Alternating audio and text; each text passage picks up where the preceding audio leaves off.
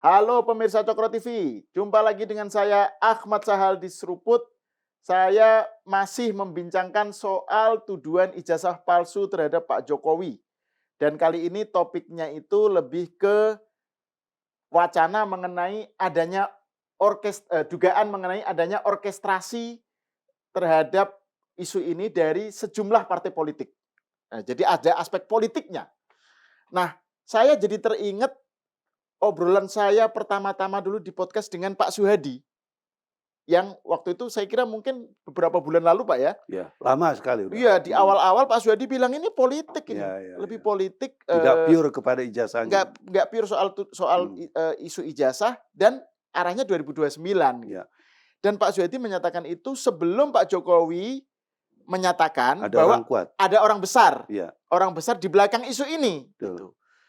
Jadi ini makanya menarik ini untuk kita obrolkan dengan Pak Suhadi terkait soal yang belakangan ini, Pak. Jadi kan orang berspekulasi tentang seberapa jauh Partai Biru gitu ya, Demokrat gitu ya, bermain dalam pusaran isu ini. Kan Ya. kan dari segi tokoh-tokohnya kan ada Denny Indrayana Udah tiba-tiba mulai ikut bermunculan. ya kan, terus Ya. kemudian Benny Edi Harman, Harman, terus kemudian Sarif Sarif Hasan, Hasan gitu. Jadi terus Roy Suryo sendiri kan dulu juga Demokrat. orang Demokrat Terus gitu. yang di Australia itu? Iya, Denny Ya, Denny Indrayana ya Betul, kan. betul. Ya. Meskipun Pak Jokowi sebenarnya menegaskan bahwa Pak SBY nggak ikut cawe-cawe soal ini gitu Iya, ya, kan betul. sudah ditepis gitu. Tetapi wacana ini sekarang ini bergulir nih, Pak, Ya. soal sejumlah partai politik tertentu gitu ya. Mungkin nggak hanya Partai Demokrat Ya. gitu yang dituduh atau dianggap bermain dalam pusaran ini. Nah, gimana Pak Suhadi melihatnya ini? Jadi barangkali dulu bisa dikatakan ramalan saya itu bukan dalam rangka saya jadi dukun. Tapi dugaan saya memang ke sana gitu Iya, ya. iya, iya. Karena ujuk-ujuk kok bisa seperti itu. Karena kan kalau saya lihat lagi persoalan-persoalan ke belakang Pak Jokowi ini kan Pak Jokowi ini bukan orang baru di kancah perpolitikan. Dari tahun berapa itu sudah jadi wali kota di Ya, Solo. 2 kali lagi ya di sana. Jadi gubernur ya. Harusnya kalau memang ada parameter yang ganjil atau ada parameter yang di situ aneh di dalam perolehan ijazahnya atau ijazahnya itu kan harusnya udah diributkan dari dulu. hmm, Karena persaingan politik terjadi pada waktu itu terutama di DKI. ya, Itu kan udah mulai mengeras kan. betul, betul. Karena banyak orang mengatakan bahwa kalau sudah jadi gubernur di DKI itu akan menjadi calon kuat presiden Ya, RI gitu kan. Dan harusnya kan kalau memang mau digoreng dan orang-orang besar ada di situ dan mengetahui ada ketidakberesan, harusnya kan muncul dong di ya, situ gitu ya. Tapi kenapa kok baru sekarang? betul, Ya betul. terutama setelah Pak Jokowi nggak menjabat. Ramenya kan di situ kan. Ya, ya. Dulu ada sih orang mengatakan ini, tapi kan itu bukan berkaitan dengan keijazan kesarjananya Pak Ya, Jokowi. dulu Tapi Bambang Tri segala itu ya kan lebih itu SMA ya, iya ijazah-ijazah. SMA, SD, ya pokoknya apa namanya, sekolah-sekolah di SMA dan SMP-nya. Ya, Tidak menjurus kepada S1-nya gitu S1, kan. ya. Nah kalau kita lihat dari persoalan-persoalan ini, kok datangnya seketika dan pada saat, Gibran menjadi wakil presiden, ya. Nah kan kalau kita lihat dari situ, terus kemudian juga ada kepentingan-kepentingan yang lebih besar Mhm, untuk di mhm. 2029, apa sih perkara yang paling menarik untuk digoreng dalam persoalan Mmm, ini, ya kan? Ya tentunya ya itu tadi, ijazah, gitu kan. Karena juga kan kita lihat juga, kalau memang ukurannya Pak Roy itu bukan kepada kepentingan-kepentingan politik, dia harusnya sebagai orang Jawa, itu punya etika, mmm, ya kan? Etika untuk bertanya, etika untuk bersurat, etika untuk bagaimana menyelidiki lebih awal. Tidak langsung menggoreng, terus kemudian memframing kasus ini mhm. menjadi berita nasional. Nah sekarang ini saya katakan ini panggung paling elit, panggung paling seksi nih yang mereka punya sekarang ini. Makanya mereka nggak mau berakhir, nggak mau mengakhiri persoalan ini. Nah terus kemudian kita juga udah menduga kepentingannya apa. Makanya saya udah bilang kalau soal ijazah, ya itu saya udah katakan tadi dari wali kota, gubernur, kenapa pada diam di sini, ya kan? Mmm, Ya karena di situ juga kan ada kepentingan-kepentingan besar. Kenapa nggak diramaikan? Ya. Ya, tapi kenapa pada saat Pak Jokowi menjadi presiden dan sudah lengser ini baru diramaikan? Karena mereka melihat ada suatu kekuatan yang dimiliki oleh Pak Jokowi, terutama dari segi perekrutan relawan. Perekrutan kerja-kerja besar yang dilakukan masa pemerintahannya. Ya, ini kan nggak bisa dihilangkan nih dari ingatan masyarakat. Pak Jokowi bisa membangun infrastruktur Ya. dengan baik, ya hilirisasi dan lain sebagainya. Terus juga mengelola keuangan negara yang begitu canggih dan lain sebagainya. Termasuk juga yang kita pernah membanggakan diri di dunia internasional itu adalah QRIS, ya hasil Ya, karya ya. besar sebagai alat pembayaran itu, ya. Dan juga sampai sekarang ini Pak Prabowo udah 3 kali mengatakan bahwa kehebatan Pak Jokowi itu luar biasa. Saya selama jadi presiden beberapa kali meresmikan program-program kerja yang sudah dijalankan dan sudah dikerjakan dan baru selesai di pemerintahan saya. Kan gitu. Ya. Sedangkan kita tahu presiden dulu, kita nggak menyebutkan siapa dan siapa, ya. Endingnya kan juga nggak begitu terlalu menggembirakan buat Ya. masyarakat. Isu ini, isu itu kan itu, ya. Tapi Pak Jokowi, ya ada isu, tapi kan isu yang dinarasikan, yang dibangun berdasarkan kebencian. Seperti contohnya apa? Korupsi, Ya. ya kan. Terus kemudian juga masalah kemudian dia ada turunan dari PKI dan lain sebagainya. Itu kan yang digoreng, itu yang selalu tapi kan ternyata juga itu nggak bisa dilakukan. Ternyata mental ya. Mental semua. Iya, iya. Yang paling menarik ya ini, gitu kan. Nah tadi saya kembalikan lagi kepada tadi. Kenapa saya katakan seperti itu? Karena kekuatan Pak Jokowi ini kan sepertinya susah sekali untuk dilengserkan dalam bentuk narasi negatif. Tadi berkaitan PKI udah nggak mempan, berkaitan dengan masalah yang lain-lain, korupsi juga nggak mempan. Barangkali yang paling seksi ini, ya. Makanya terus ini menjadi panggung elit yang mereka gaungkan terus sampai 2029. Ini nggak selesai 2027, ya kan? Mungkin sampai 2029 akan terus begini. Tapi saya berharap dengan sekarang, ini kita bukan menuduh Partai Biru ada di belakang. Ya, ya. Tapi orang-orang Partai Biru kelihatannya ada di belakang. Ya, Orang-orang ya, ya. segelintir aja yang saya lihat kan.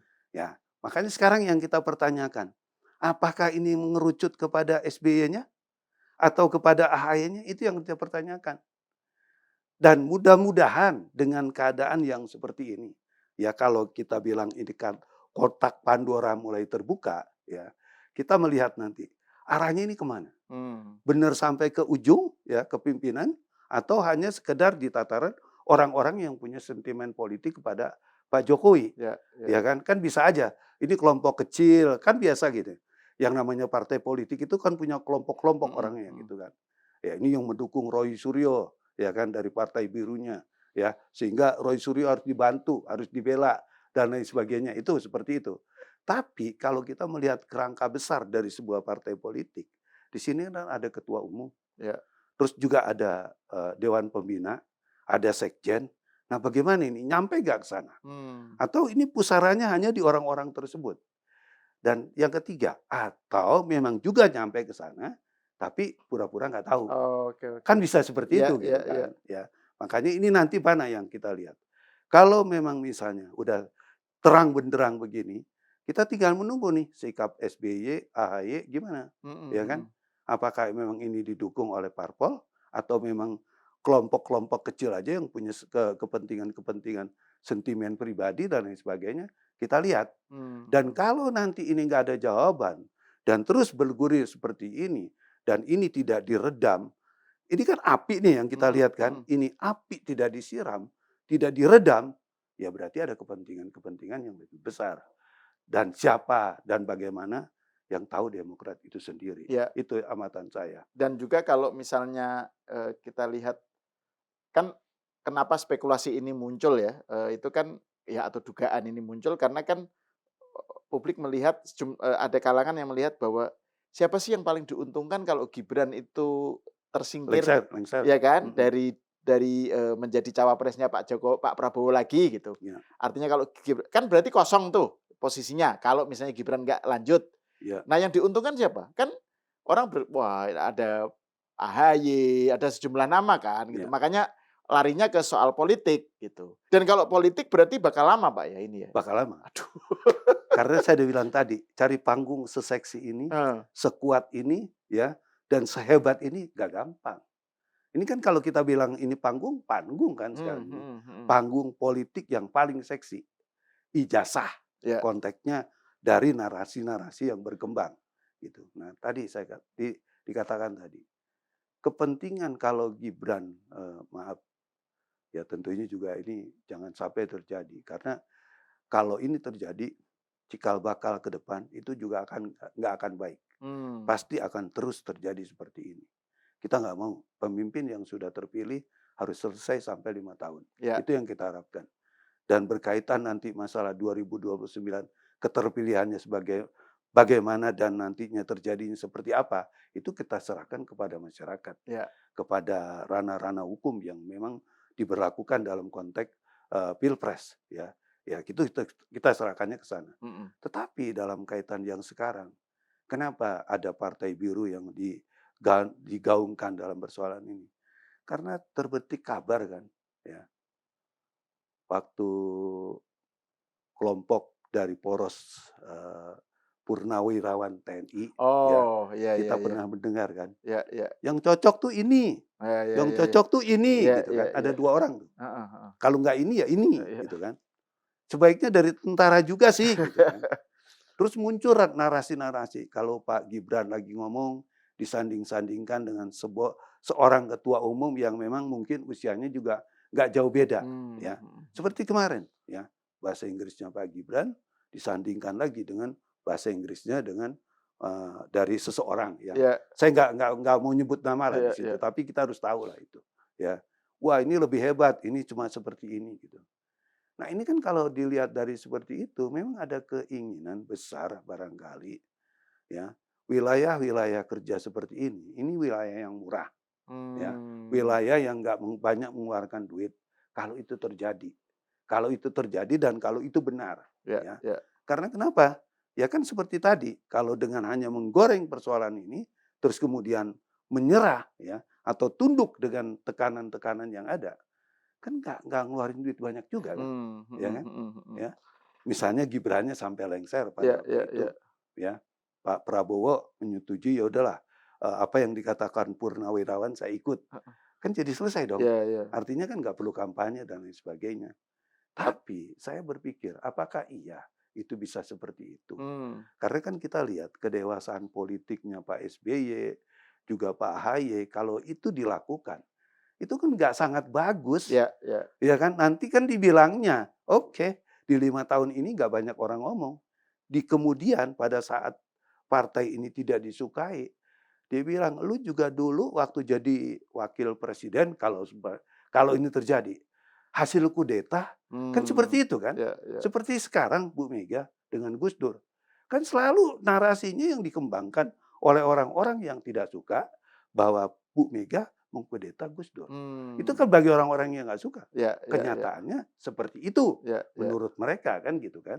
Nah kalau ini terjadi apa enggak itu jadi gorengan lagi. Mmm. Dan kita lihat juga kan AHY ini kan masih muda. Ke depan ini masih panjang sekali karir politiknya. Iya.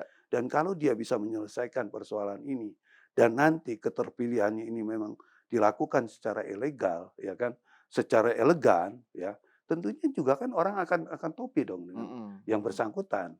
Dan kalau sudah menapaki di panggung itu, berarti kan untuk meraih nomor 1 lebih mudah. Iya. Tapi kalau dia udah blacklist dulu di ranah-ranah politik yang sempit tadi, kan susah dong untuk Mmm. naik juga. Kan gitu kan? Oh jangan berdampingan dengan dia, nanti dikudeta dan lain sebagainya.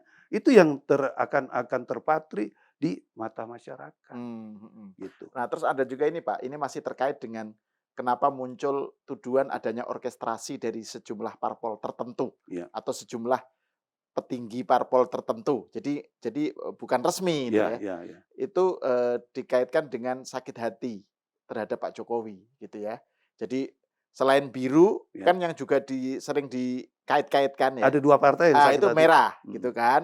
Malah waktu sebelum ini kan pernah ada rumor yang ada Bu Mega menawarkan berapa M waktu itu kan, padahal itu kan 15 juga M. iya, padahal itu kan juga nggak jelas dari mana Ya, dari sumbernya, mana, pokoknya Bro? rumor itu muncul. Ya. Nah, terus soal sakit hati itu misalnya, Pak Syarif Hasan beberapa waktu lalu kan bilang bahwa masih teringat, betapa Demokrat pernah dibegal oleh ketua KSP, gitu Pak Muldoko, dan nggak mungkin Pak Jokowi nggak tahu gitu. Jadi soal-soal begitu digaungkan lagi gitu loh. Itu yang kemudian orang, wah jangan-jangan ini sakit hati ini masih berkepanjangan Ya. ini. Jadi Jadi dari benar dong merah, kalau begitu iya ya. makanya merah dan biru Iya, gitu. betul.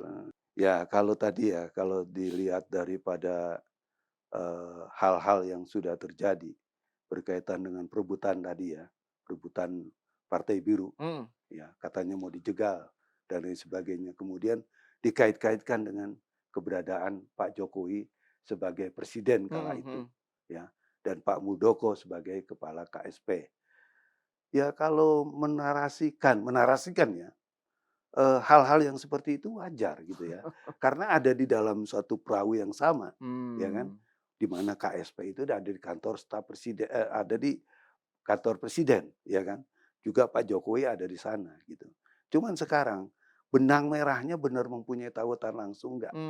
Kan Hmm. itu yang kita pertanyakan. Ya, ya, ya. Ya sebetulnya kan kalau kita melihat memang kepentingan pemerintah ada di sana, ya dan memang mau mendukung secara sepenuhnya berkaitan dengan masalah-masalah itu kan sebetulnya dengan gampang. Tapi kan kita lihat juga pada akhirnya happy endingnya seperti apa. Hmm. Kan juga nggak seperti itu kan. Ya, ya, ya. Dan kalau memang Pak Jokowi menaruh kebencian kepada Partai Biru, kenapa pada waktu itu Pak AHY diangkat menjadi menteri? Nah, ya betul, Sebagai betul. menteri ATR loh beliau Betul, loh, betul, ya kan? betul. Ya.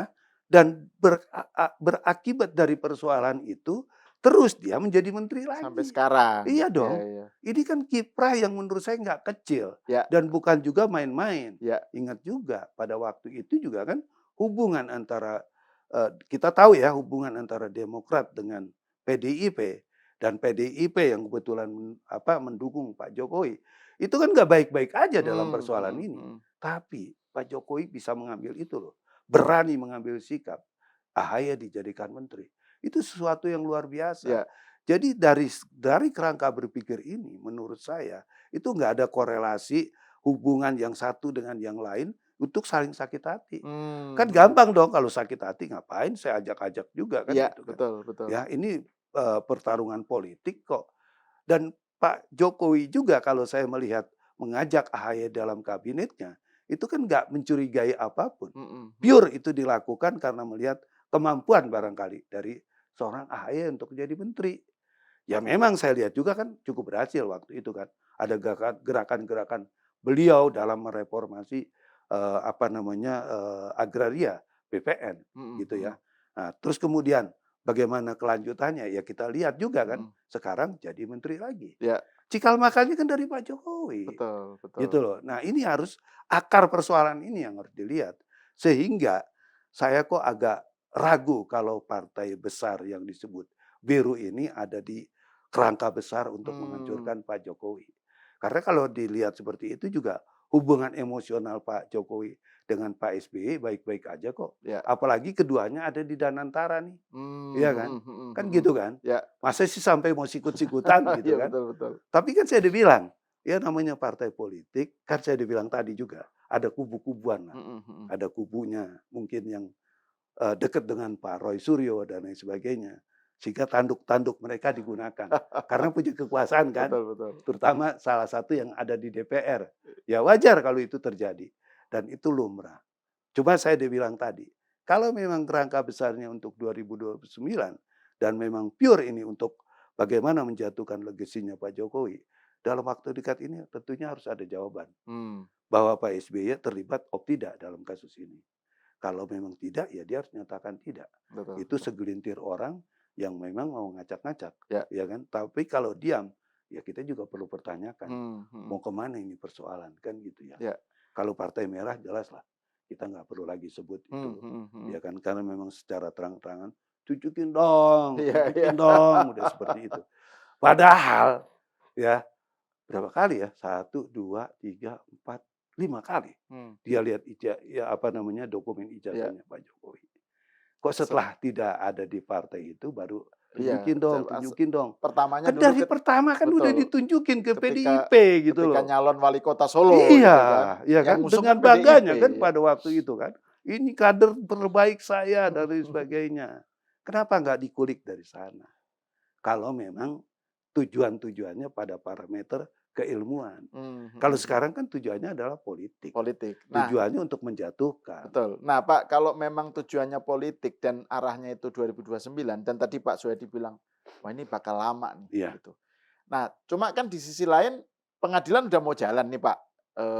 Artinya kan sudah jadi tersangka kan, Iya. sudah menuju ke arah sidang. Pintu kan? gerbang persidangan. Persidangan kan. Nah, terus di sisi lain serangan dengan senjata tuduhan ijazah palsu terhadap Pak Jokowi ini kan sebenarnya sebagai serangan kan dia akan dengan sendirinya terbuka nanti kalau di pengadilan. Nah, ini seberapa jauh nanti pengadilannya akan berlarut-larut kalau memang itu ada unsur politiknya, Pak? Kalau Jadi seberapa jauh fakta yang terkuat di pengadilan itu membuat oke, berarti case closed, nggak bisa lagi dipakai untuk nyerang gitu misalnya, Pak. Oke. Nah, barangkali kalau nanti sampai ke pengadilan, bagaimana perkara ini? Ya, ini bisa selesai apa enggak? Iya, Kan itu yang itu, kita iya, pertanyakan betul, sekarang betul. kan. Ya, hukum ini ada alat pemaksa kok. Ya, alat pemaksanya apa? Yaitu tadi vonis. Oke. Benar dan salah itu adalah alat Oke, pemaksanya. ya. Kalau dikatakan benar, semua orang harus menghormati hukum. Karena negara kita ini negara hukum, ya kan? Kalau mereka-mereka yang sudah dari vonis itu sudah dinyatakan ijazahnya Pak Jokowi itu asli, ya tidak menghormati keputusan-keputusan tersebut, ya berarti bukan di negara Indonesia itu namanya. Karena negara Indonesia ini menganut negara hukum, ya kan? Restart, ya adalah negara hukum, bukan negara kekuasaan. Mastat.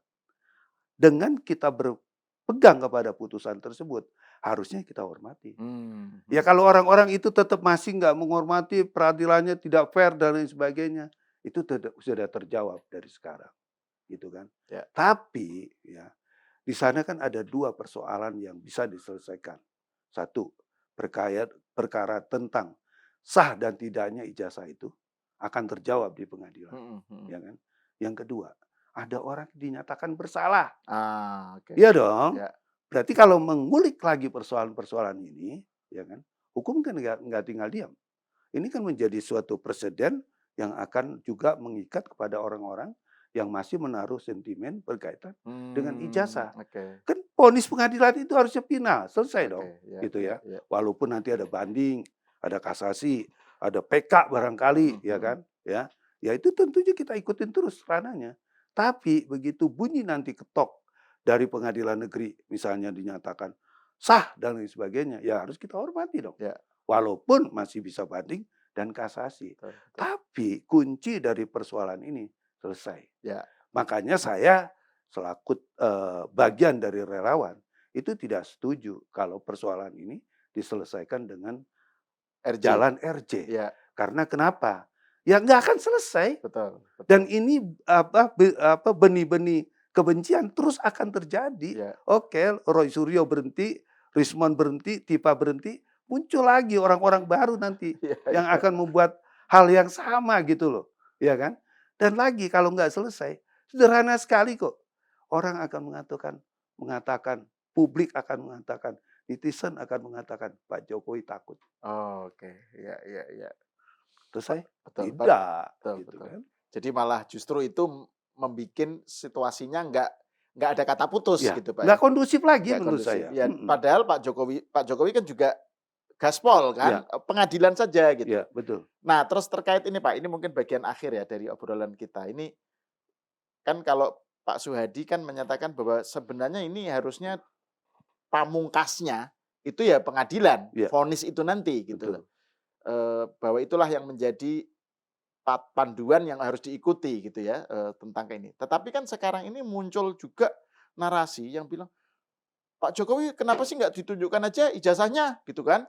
Ini kan masalah ini jadi ada yang menyebut Pak Jokowi itu tega terhadap publik gitu karena tidak menunjukkan ijazahnya padahal ini masalah kan selesai. Ini bahkan sejumlah tokoh ya yang tidak punya motif politik atau apa gitu arahnya ke sana, Pak. Ya, Ini kan tiba-tiba masalah nunjukin ijazah. sepele, tunjukkan aja sih ijazahnya biar beres gitu. Ya, Terus juga Refli Harun kan, saya nggak tahu tiba-tiba yang ini kan soal sepele nih, sebenarnya tunjukkan aja ijazahnya. Jadi selalu yang dijadikan sebagai yang disalahkan itu adalah Pak Jokowi yang nggak ya, mau nunjukkan ijazahnya gitu loh. ya, ya, Padahal Pak Jokowi menyatakan saya akan tunjukkan di pengadilan nanti ya, kalau hakim minta betul. gitu. Nah ini gimana Pak Ya. soal narasi tentang tunjukkan aja sih ijazahnya Pak Jokowi gitu.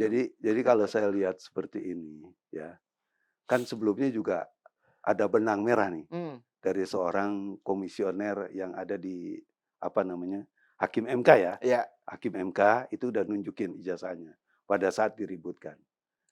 Tapi kan narasinya masih kecil. heeh, heeh.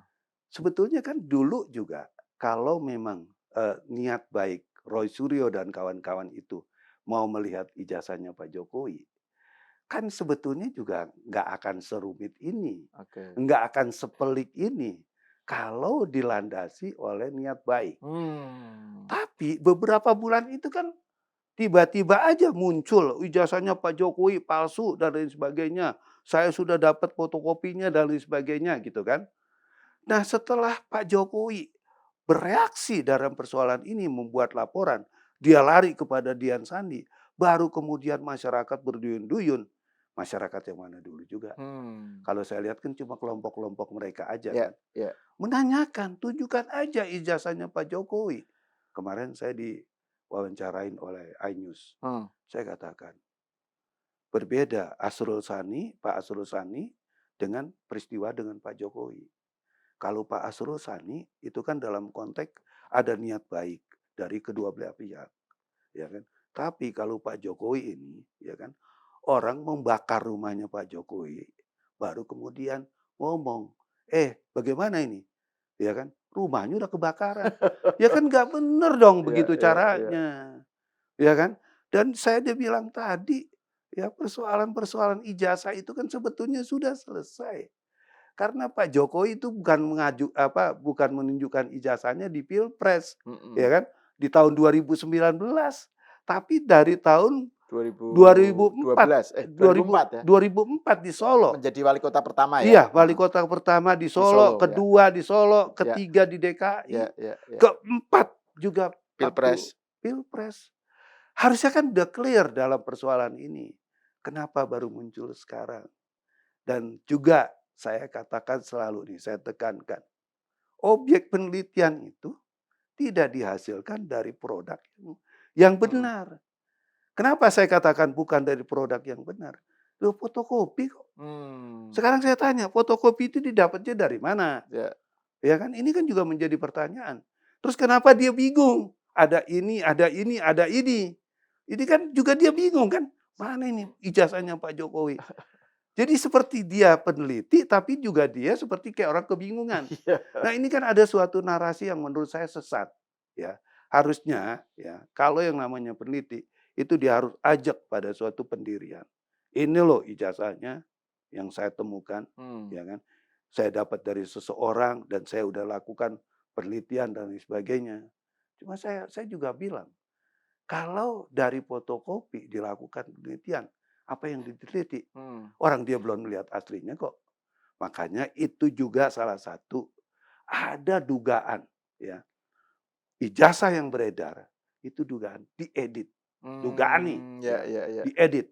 Karena kenapa dikatakan seperti itu? Karena dia belum lihat ijazah Pak Jokowi yang asli seperti apa kok. Tapi dia sudah bisa menuduh. Betul, betul. Dan begitu ramai, begitu riuhnya panggung ini. Sekarang ini menjadi panggung yang sangat seksi. Baru kemudian orang-orang ngomong tunjukin, dan lain sebagainya. Ini kan narasi yang menurut saya nggak tepat. Ya. Dan saya udah bilang juga, kan memang ada adigium dalam hukum pidana itu. Siapa yang menuduh, dia harus membuktikan. Ya. Prinsipnya seperti itu kok. Jadi kalau menuduh itu palsu harus membuktikan di mana Iya, palsunya. di mana gitu, Pak. palsunya. Ya. Jangan kayak kebingungan, ini palsunya di sini, ini di sini. Dan saya jelaskan lagi sekali lagi ya, berkaitan ijazah. Lembaran kertas ini Ini bukan salah satunya dokumen pendukung kebenaran kok. Tapi proses perkuliahan dari Hmm, tingkat dasar sampai tingkat akhir itu ada prosesnya kan, ya. ada perkuliahannya, ada nilainya, ada teman kuliahnya, ada dosennya. Kan harusnya ke sana dong. Mhm, mhm. Kok jadi kertas ini yang menjadi Ya, rujukannya? ya. Awalnya kan seperti itu kan. Betul, betul. Baru setelah itu karena tidak menemukan data valid berkaitan dengan ijazah ini palsu dan tidak, datang ke UGM, ribut-ribut di UGM, datang ke tempat KKN-nya Pak Jokowi. Katanya juga orang di sana dimarah-marahin supaya sesuai dengan kemauannya dia. Ya nggak bisa begitu dong, gitu. Nah, dari keadaan-keadaan seperti ini, makanya saya lihat ini bukan penelitian dan bukan orang yang beritikat baik, Hmm, tapi orang-orang yang sudah mempunyai mens rea atau hmm. niat jahat. Sehingga hukum harus ditegakkan. Ya, ya. Maka wajarlah kalau sampai ditetapkan kepada tersangka. Oke, kita hormati Mhm, mhm. ya proses penyidikan dalam persoalan ini. Itu. Ya. Nah, Pak, ini kan terhadap pihak yang menuntut Pak Jokowi itu menunjukkan Mhm. sekarang ini, pokoknya kan kesannya jadi justru yang tersudutkan Ya kan Pak disudutkan Jokowi, lagi ya nih kan? Pak Jokowi. Ya, Padahal Pak Jokowi sudah bilang bahwa akan saya tunjukkan nanti di pengadilan kalau diminta hakim. betul. Nah, maksudnya kenapa para orang yang nggak sabar ini nggak mau menunggu di pengadilan aja, Pak? Kan Pak Jokowi bukannya bilang nggak mau loh. Ya, Pak Jokowi bilang, nanti saya tunjukkan di pengadilan kalau diminta hakim. ya. Itu kan sebetulnya udah bagus dong jawaban Iya. seperti itu. Ya kan? Mau ditunjukkan. Mau ditunjukkan asal hakim mau menanyakan Ya, keasliannya. Dan kita juga kan tahu dari hasil sidang KIP ya kalau nggak ya, salah ya. heeh, heeh, Itu dinyatakan oleh Polda kok. Itu ada di tangan Polda, betul. ya kan. Berarti nanti bergulir pun ini terus ada di proses eh, pemeriksaan kasus kan. Mhm, mhm, Berarti mhm. ada di pengadilan. Gampang sekarang dari kelompoknya Pak Roy Suryo dan teman-teman yang lain juga kita nih dari relawannya Pak Jokowi, kita dorong kasus ini supaya cepat naik ke penuntutan, kemudian disidangkan, divonis. Hmm, Kan udah bisa hasilnya kita udah bisa lihat. betul, betul. Ya, Pak Jokowi menunjukkan tidak. Dan saya yakin Pak Jokowi akan menunjukkan. Heeh, heeh, heeh. Karena orang yang bisa menentukan nanti ya sah dan tidaknya bukan dari kelompok-kelompok di luar hukum, ya kan? Karena saya dibilang kalau sekarang ditunjukkan itu menimbulkan kegaduhan baru. Tapi Hmm, nanti kalau pengadilan begitu diperlihatkan, disandingkan dari satu yang satunya lagi, karena dokumen itu sudah ada di di tingkat penyidikan, itu nanti hakim bisa menilai, bisa melihat bahwa ijazah Pak Jokowi benar atau tidak. hmm, Itu hmm. ditentukan langsung oleh pengadilan. Vonis itu berkekuatan kepada siapapun berkaitan dengan masalah keaslian atau ketidakaslian tersebut. Ya, ya. Jadi kita harus hormati itu gitu kan. Mhm, mhm. Makanya sekarang janganlah bicara lagi berkaitan dengan mau damai dan lain sebagainya. Ya, Itu ya. lupakan aja menurut Heeh. saya gitu kan. Dan saya yakin, seyakin-yakinnya Pak Jokowi tidak mengendaki seperti itu. Hmm. Karena itu bukan menyelesaikan masalah. Tapi penyelesaian masalah ada di vonis pengadilan. Ya. Itu. Oke. Terima kasih Pak Suhadi atas obrolannya dan saya kira ini pasti akan kita lanjutkan Pak Ya, perbincangannya kalau siap. nanti bergulir lagi ini karena Ya, ya. selalu ada Semakin perkembangan menarik menarik. ini persoalannya kan. Iya. Oke, terima kasih Pak Suhadi. Pemirsa sampai di sini dulu, kita berjumpa lagi di episode selanjutnya.